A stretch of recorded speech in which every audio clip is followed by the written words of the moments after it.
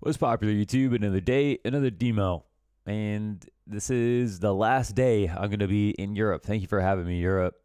It's been amazing. I came here on October, I came here about 2 months ago, October something. Let me go ahead and take a look. And I've been here doing Blast. I did the Blast Fall series. I did the Spike Nations, the Twitch event for Valorant, and then I did the First Strike qualifiers for Valorant as well, so a more serious Valorant event. Both were really, really fun. And then I went to DreamHack Masters. I flew to Stockholm for a week, and then I came back. I left on October 26th. And yeah, haven't been back in Toronto, my apartment, since October 26th, which is, I think this is the longest that I've ever been away from home in one shot. It's a long time. I think I've always really been like the guy who, like, traveling is pretty easy for me. Like, all the things that people hate about traveling, airports and people being frustrated and overhaul flight, like long flights and multiple travel days and waking up early. Like, I don't like that stuff, but I feel like I'm pretty resilient to that stuff. And I just look forward to being in new places very much. This trip has been a little bit different in the sense that, because there's COVID, it's not smart for me to go out. It's not safe to just, explore a city like I would normally do. And so I've been going from hotel to venue basically most of the days. And, it's not quite as bad here in Copenhagen. But we are in another lockdown now. And, yeah, I mean, it's been a long trip, and I haven't really been able to explore as much as I would have liked to. We were fortunate enough to shoot some really great content and, see some cool places and stuff. Jumped in the ocean, had some snaps, made some open face sandwiches, some cool stuff like that. But yeah, I think this is probably the first time where I've like traveled for like so much where I've been like, I'm kind of looking forward to going home, because it's it's not that it's too much work. Like, we did do more work than we were supposed to do, in the sense that we've done 2 best of 3s for like 17 or 18 days in a row now. And I mean, it's 6 hours a day or 7 hours a day of work, or like, let's say, my call time's at 3 o'clock today. And then we start the games at 4:30, and then we do up to 6 maps, and the day ends probably around 11:30 if we go 5 maps, past maybe around midnight if we go 6. Some days end late, 1 a.m., something like that. And like the actual work, I mean, the actual work is something that, I think we get paid the money we do because because I've got 8,000 hours in Counter-Strike, and I watch this game and I study this game every day. And like, my job isn't like difficult from that perspective, but the entertainment perspective, where we've got to show up, be on camera, be our, 100% best self, and be enthusiastic. And, everything that you say, people are going to put under a microscope. And, if you're not feeling it, it'll be very apparent. And, because it's entertainment, we have to, I don't want to let anyone down. When we cast, I want people to want to watch, and I want it to be a good show. And, there's a whole production room that are working long hours, and I want them to be entertained. I want it to be interesting. And for that reason, like, no matter how I feel in the morning, when it comes to showtime, I have to give it everything. And I think that's the particularly taxing part about my job, is if there is either too much work, or, I was talking to Sponge, and it's like, he's saying like, after casting so much of the ESL events, it's like, sometimes he comes on the show with Machine and they're like, let's just be funny today. This might not be a really important match, or it might be a boring matchup play style wise or whatever. It's like, well, let's carry this with humor. And he's like, I've got nothing to be funny about anymore. It's just, there's so much, so much work in a row and so much and whatever. And I was like, yeah, and we don't have content as much in our daily lives, right? I think we first got here and we were hanging out a lot more and everything, but it's been almost like a Groundhog Day a little bit, and keeping everything alive, I guess, is quite hard. Like, I think I'm very lucky because the Blast production are like absolutely incredible, and I know they actually love Counter-Strike too. Like, when we were doing our show, it feels so alive. Like, me and Connor are always talking about what we see on the screens, what Blast production bring in, if it's a replay or a cam from a player or something like that. And it brings the show to life. And like, we know when we talk about something that they're going to bring that replay and they're going to show us this thing that we wanted to know about, that, show it at multiple angles. And our tournament director, he's 40 something and he's legendary Eagle Master, and his name's Martin, and he's a workaholic, and he does an incredible job every day putting on a fantastic show. And then when we're done our show, he plays Counter-Strike for, 2-3 hours until like 3 a.m. and then drives his kids to work at 6 a.m. or drives his kids to school at 6 a.m. Like, this guy's an absolute monster and loves the game. And the fact that Martin's, the guy that talks to us when we're casting, and like, I know he wants to watch the shot, that makes my job better and like makes me love my work. And I fawn over the Blast production because everybody there is just so cool. But yeah, we've all, been doing this for a long time now, and, these apartments are great. We got computers and everything. It's nothing to be upset about, but it's of course not our home setup. And, I haven't seen my friends, my girlfriend, my mom, since whatever. So I don't mean to complain. I'm very, very lucky. Like, I have a, considering this year, there's just, people are in just such a horrible position. And like, I have a job where I can continue to make money. And that's like, that's incredible. And it's also a really great job, and it's my dream job. It's like exactly what I want to do. So I don't want to be, I don't want to sound ungrateful, but yeah, it is kind of nice, like, just that the year's coming to a close and I'll get some time back, and I think I've got some, a lot of stuff to do when I get back. First, I want to do charity stream for ESIC. I want to help get in the talks about NACS and sort that stuff out, while the iron's still hot, if that makes sense, and be a part of that. But then I also want to,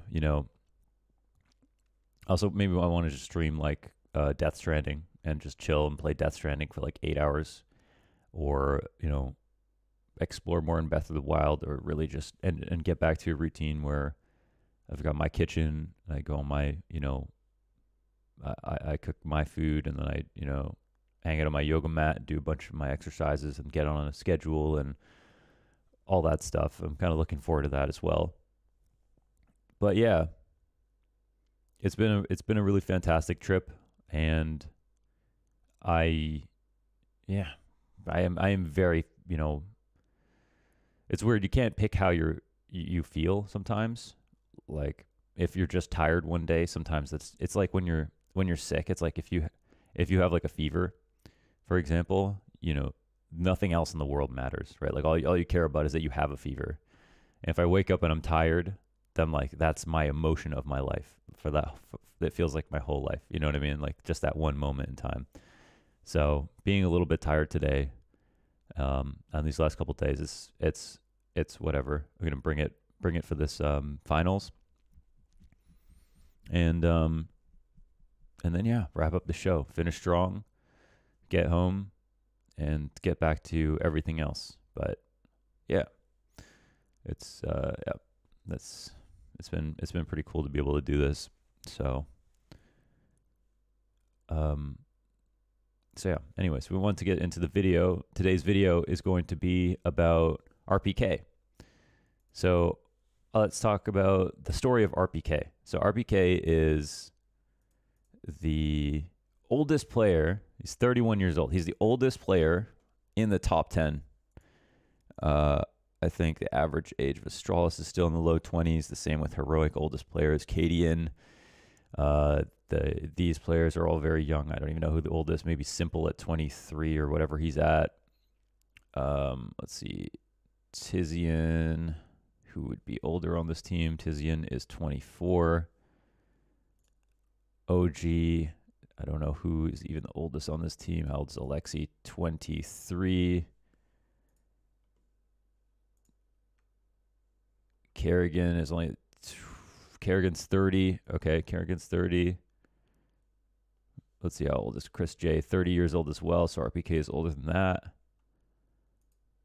Kenyas is kind of insane because he's 25 years old and he's been playing since like almost for as long as RpK, maybe longer. I don't even know.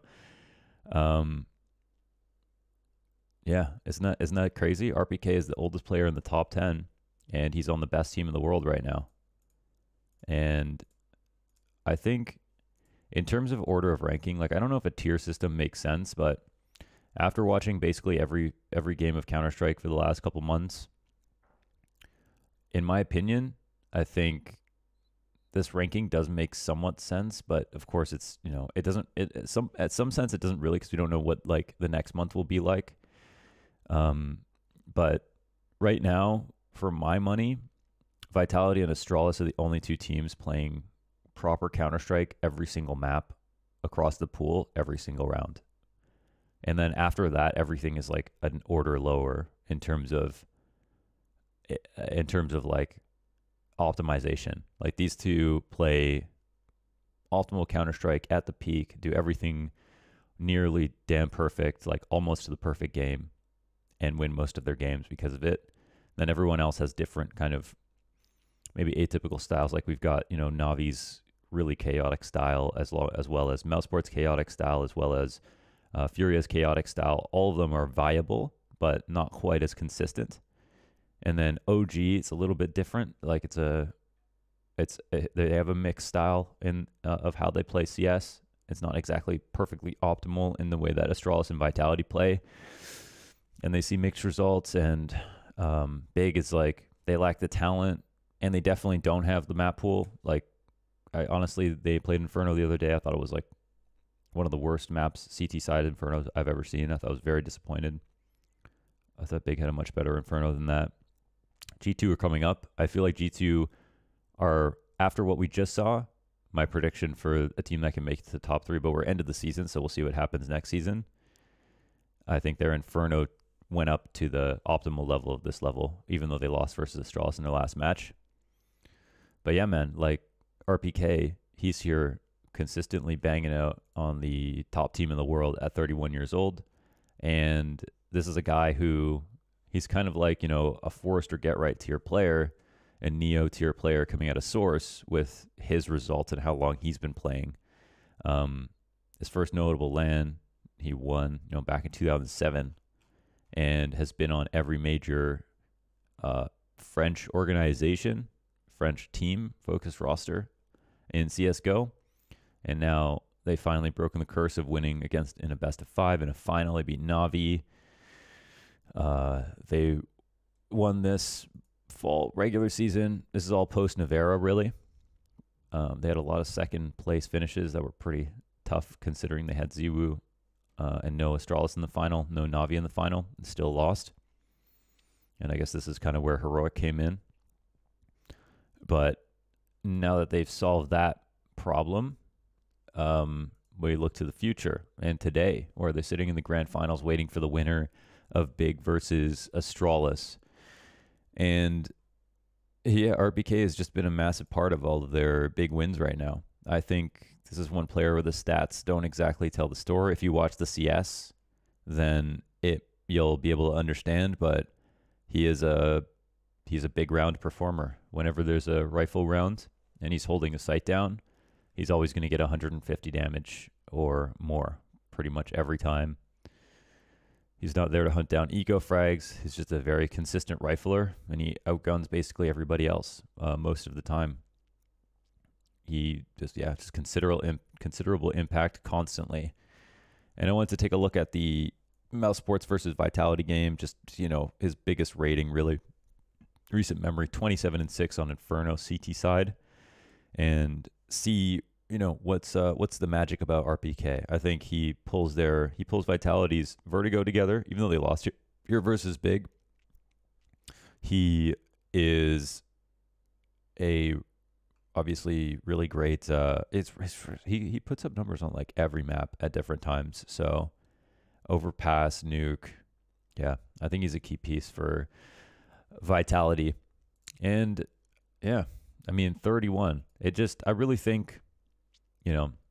I think about some boxers and stuff like Mayweather, beat the hell out of Conor McGregor. He was like 42 when he did that. It's like, that's like a real, if reaction time matters in CS, how much do you think it matters in boxing, right? If Floyd can do that at that age in Counter-Strike, what is the ceiling for how old you can be, honestly? I really think it comes down to your priorities as a person, but if you want to consistently perform, RpK is someone who is proof that you can, and we don't know how far you can go in terms of how old you can be and how consistent and a top player that you can be. But I've never believed that there's any real ceiling that we know about. I think there will be outliers that we will see last longer than most young players, and I hope RpK is the first one who goes the farthest. Everyone around 31, Forrest, Neo, Taz, players like that, they've taken a huge dip in terms of where they ended up in their careers and what their priorities are. RpK is not part of that group right now, and he's on the #1 team in the world, #1. So let's see. And listen, online, man, it's even more impressive that he's doing it online, because RpK would be one of the best players to slot into a LAN team, right? Online, where all of the tier 2 teams are powered up because no one's nervous anymore. This is where RpK, would have the most struggles keeping up, I would say. But he's just been shagging ass, this guy. He's been owning. So why don't we go ahead and look at the demo and watch this game. I'm just going to make sure I'm in the game. I got should have the view model, and Bob, he's on 1280 by 960 on quite a low sense, 400, 1.35 sensitivity. And this round, they just decide to run it down mid. He gets shot by his teammate twice. And you see that immediate pre-fire to Banana. That's one way to beat reaction time, actually. It's like, I don't think, sometimes kills look like they're just really fast reactions, but sometimes they're just pre-fires because we have been playing the same 7 maps for 8 years now. And people spent tens of thousands of hours playing this game. Like, the timings on things are in our mind. You just have to believe that you're going to hit the timings, if that makes sense. So let's see what's going on. The retake is coming in from Banana, and RpK shot. Yeah, he was hiding himself from quad by going oranges there. And there it's basically a sound bait, but there's no time to actually defuse the bomb. So he'll get out of there. You see how he's working around quad, basically running up to it, running to the left, running around. Frozen did a really great job of working the quad to avoid him, but the whole idea was to try to bait him and go into one way and then go around the other.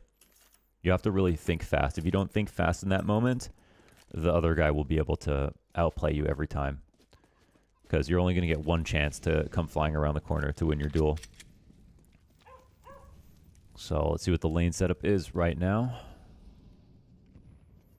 Nevera coming into this team has just been incredible. Like, they've won 10 out of their total 12 Dust 2 games with Nevera, and 7 straight Inferno maps, I think, with Nevera. So it's something crazy where how can someone come in and be that good at this level instantly, and also come in as a specialty player on certain maps and not have any trouble communication, fitting in, everything like that. Vitality have created an incredible system, and the only system, in my opinion, that really rivals Astralis in like the highest sense,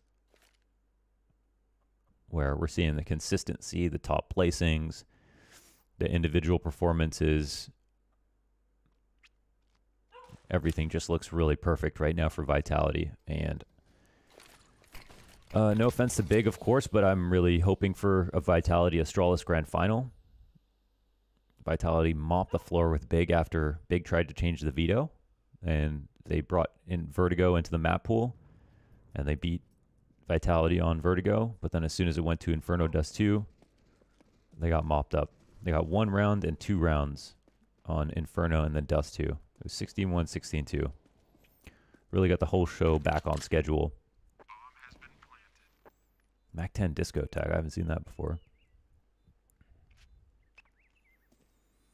Okay, so we're retaking in from the B site, and well, he got the dink off. So let's see how he plays this. 10 seconds up.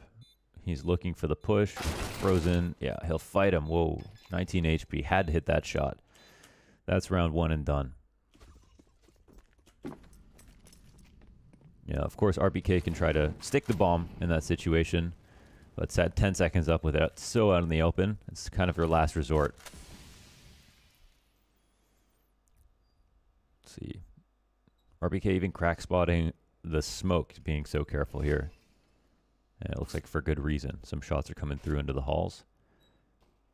You know, I think it's not, I mean, a smoke isn't useless if you don't watch it, but it's definitely much more less effective, right? Like, I think it's, in terms of the information and the confidence that you have when you throw a smoke down, it's very, very good to try to watch your smokes as much as possible.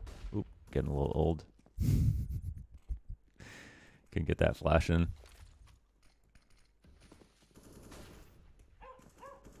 You gotta appreciate how careful he is, though. Not just jumping for no reason. Just looking for the pallet peek here. Gonna hear a reload. And let's see how he plays off his teammates. Okay, he'll get mollied back.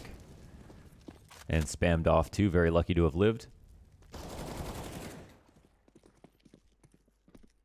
Let's see. They're down at mid. It's kind of crazy. You can see, like... Oh, he's actually pulling up the flank. This was a crazy trade from BMass. If he actually had... I was actually shocked that even though he missed a little bit, that BMass instantly refragged there. That was pretty beautiful. Quite a difficult round here for Ziwu. BMass sit on the open and get the kill. Well, the thought of the flank was nice.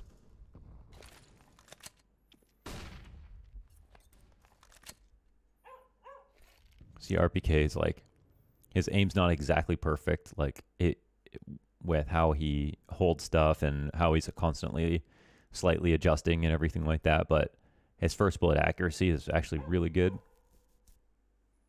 Why are we constantly hearing this dog from the site? Is that outside in real life?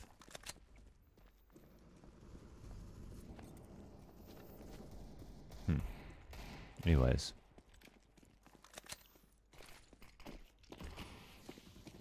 Okay, let's see how he rotates into support. B players coming in. 3v5. Does he want to go for the spam? Oh, he's waiting for them to come through. There it is.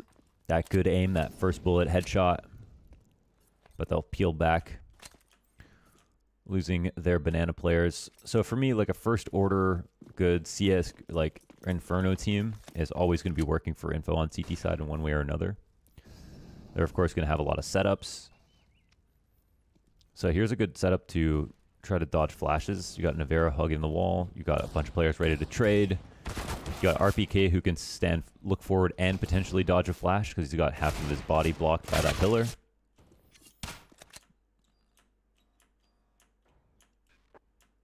And I think no chance of this round going Navera's way, so I'll move on forward into this bracket. We're seeing a new look every single time. They really have to trust their B players to do a lot to get information. And here they try to pull off a lurk, but they're not expecting Vitality to keep playing forward aggressive over towards middle. But now that they get these kills, you have the you have the keys. You can just kind of sit back in the site. It's totally fine now. So RpK, I imagine, is going to flash for Navera if he has one. Maybe he doesn't have one. Oop. Wow, he actually got hit on that.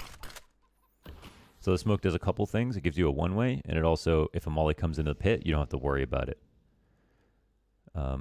It allows you to like play off of it in a couple of spots, and people are very afraid to peek you because they don't know how your one-way works.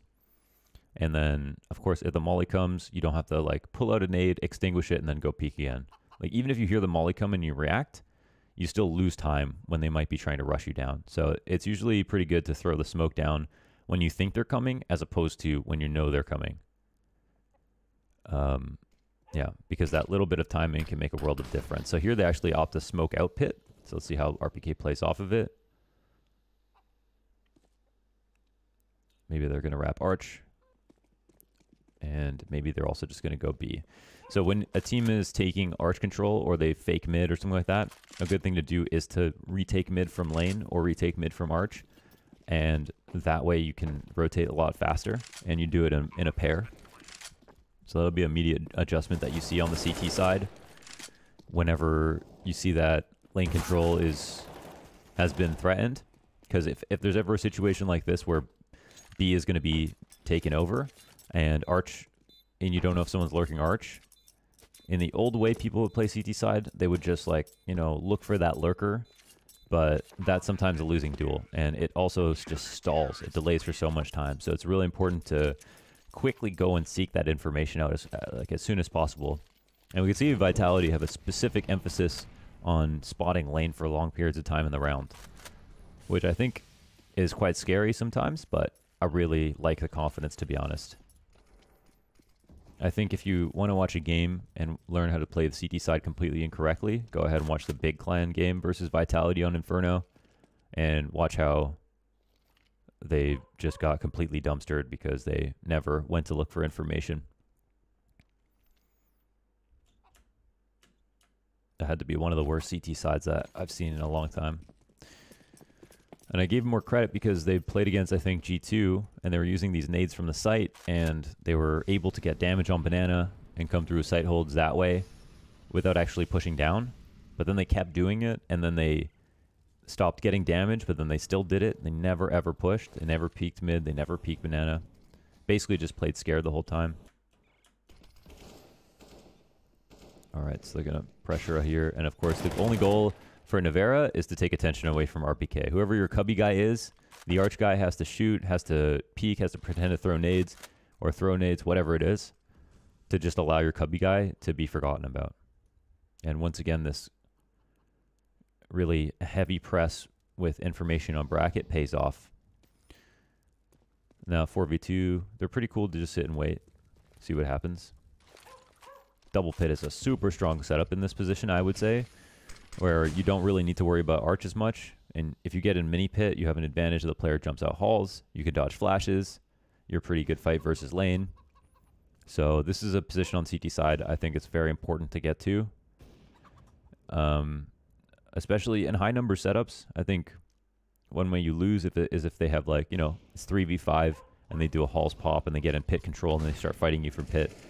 Not very fun. It can still work, but not very fun. So a couple of patient bursts here from RpK, and he'll lock another round up here for Vitality. Now, of course, because of the amount of times we're seeing like a lot of this bracket pressure, it actually would be a good idea for Mouse Sports to try to go for some kind of false pop. But what we're seeing is Vitality are almost always getting their kills, and then they can fall back like this and go into their pit setups basically and chill.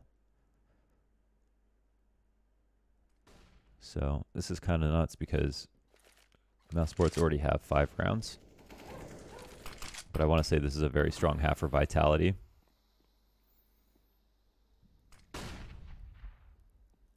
Guess it was mostly in the second half where he ran away with it. So he's trying to use this one way. He saw one person get into the site, but he didn't want to fight that. And look at that. He actually is aware of Robs. Robs walked across the site. Oh my god. Robs walked across the site into Graveyard. And RpK checked up top. That's actually so insane. He didn't get spotted. I remember watching this in the game. and I saw Rops walk across RpK's screen. I'm like, RpK saw him. But just now watching that, it didn't register in my mind that Rops is going to walk into Graveyard to fight RpK. That's actually such good timing from RpK to, like, he ducked into the smoke and then came back out looking at the top of Graveyard. Such good intuition there.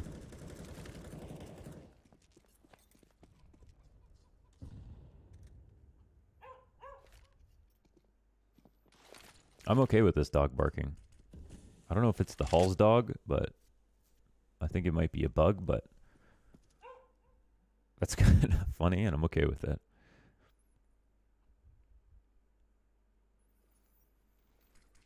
So this is a really good setup for a Hall's pop specifically. You have your Arch being watched as well. They're using Cubby a lot. If they come out Halls, RpK has the strong fight versus Halls. Can really stop their forward momentum if he peeks up or peeks to the left. If they come up lane, he can stop this as well. But you can see they're kind of really preparing for this. So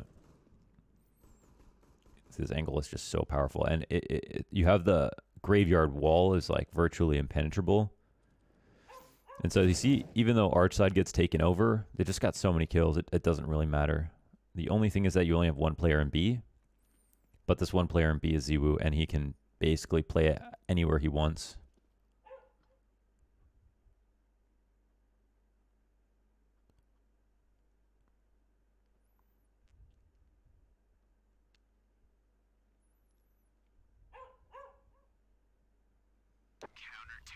Nothing doing.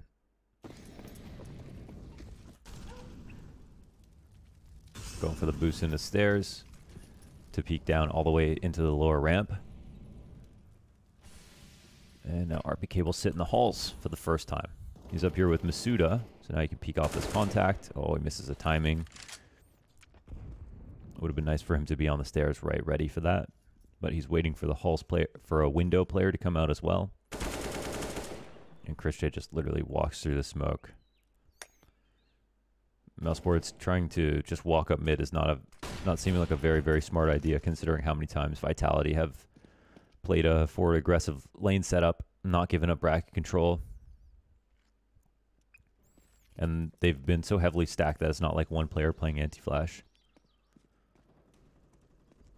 So RpK is going to be retaken from B. Not many people do this. People don't do this quite as much anymore, retaking down from Banana. Because someone can be an alt and someone can be on Banana holding the flank. It's very hard to get that flank off properly if you are coming in like 3v4 or anything like that. So he's just trying to get the Hall's default player. Okay, Molly the window room. Just trying to establish. And all of his teammates fall back. They again get the 5v4. This is crazy how many picks they're getting from middle in the 5v4. And now immediately we get a player in pit. I think RpK is worried about Arch.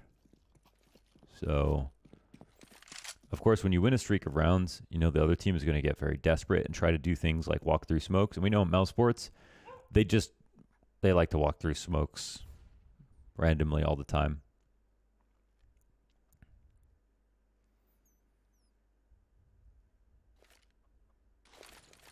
See if he walks up on this or not. It's crazy how active RpK is, even when he's watching smokes. Like, he never just sits there and holds an angle. He's always kind of moving, no matter what. Working for that paycheck.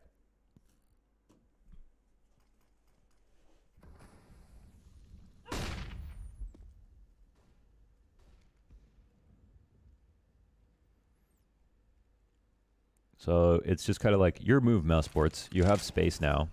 Okay, they come over for the Halls. Oh, the flash comes in. Oh my god, he actually gets the flash assist.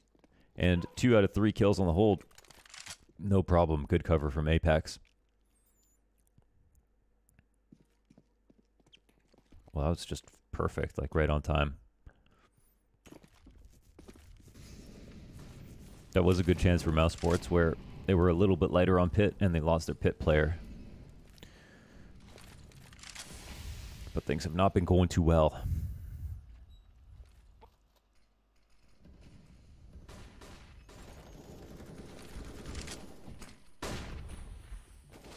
RpK's trying to pre-flash that. You see how early he flashes? He doesn't wait too long. Okay, he hunts one down. That's pretty good. 2v2. Let's see how it plays out. Oops.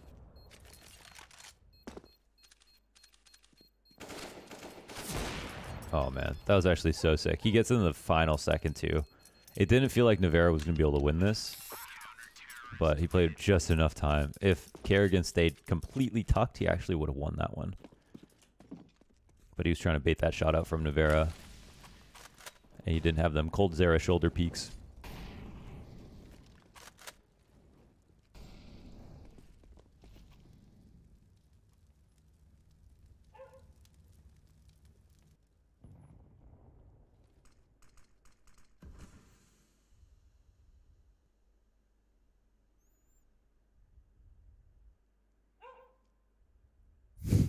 Just seeing that dog every single round.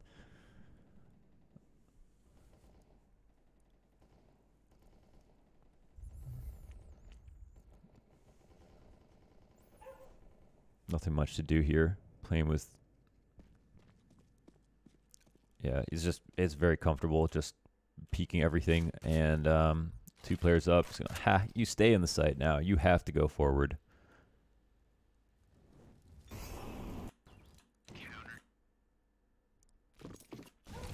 And one final round. They're tired of dealing with RpK on the A side. He's been quietly just picking up 2 or 3 important kills. He had actually such an insane half, and it didn't feel like he's not playing explosive. He's just playing smart, and he's always filling in. He's throwing a good flash here or there. He's been pretty key in a lot of these moments. It's never been a tough position where he's had to flick around to get a kill, right? He's always just like where you need him to be. That's where he hasn't even jumped once this half. I get that one.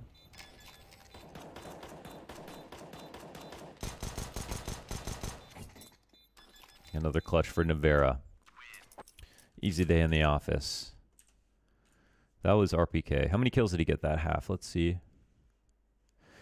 He went 19 of 5 on this CT side.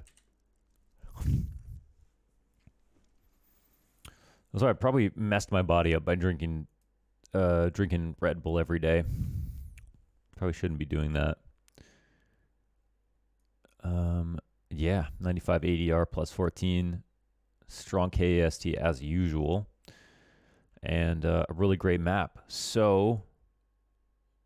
what are my predictions? Of course, that's all anyone cares about.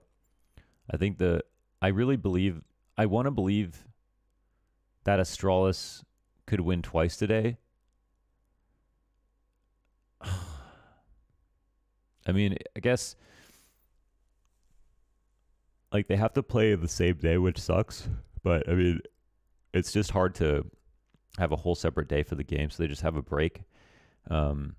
Luckily for Astralis, if they play badly, it'll be 3 maps, but they should be able to win 2-0. And big versus, I would say this is if this is big Vitality win. Of course, if this is Astralis, I don't know. I think I'm picking Vitality,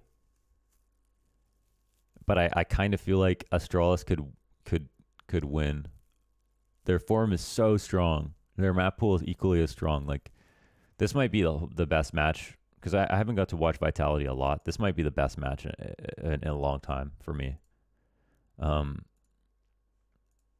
I do a lot of analysis in my casting, and yeah, for me,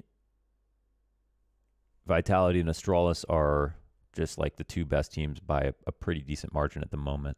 So we'll see. This should be really exciting. I think I'm taking Vitality. But yeah, you never know, I guess. You never know. That's my pred. I'm going to take Vitality here. Astralis to win the first game, Vitality to win the second. Oh, man. I go no caffeine in the morning as well, so that'll change when I get back. But because I just don't want to get too much caffeine all day long. 39 minutes. Oh, my God. there won't be a Coach Loud tomorrow. I think when I get back, I don't even know what time it will be because I go back, so that means I lose 8 hours. I fly at, so I finished today at whatever earliest start time I think is 8:30 for the second game, 9:30, 10:30, 11:30 earliest. So we finished 12, and then my flight's at 6. My boarding time's at 6:20 a.m. So I gotta either sleep for like 10 minutes or just stay up. I might take a nap. And then and I gotta pack the rest of my stuff, all my computer shit, everything when I get back. Oof. It's gonna be a very exhausting day. Can't wait for it. I've been enjoying the videos and all the cast and stuff, and yeah, it'll be good to get back. And I'll start streaming. So for those of you on YouTube who only watch on YouTube, you'll get to catch the streams as well. The streams will be coming back. So yeah, hope you enjoy that, and I'll see you next time back in Toronto. The next one will be in Toronto. Bye, everybody.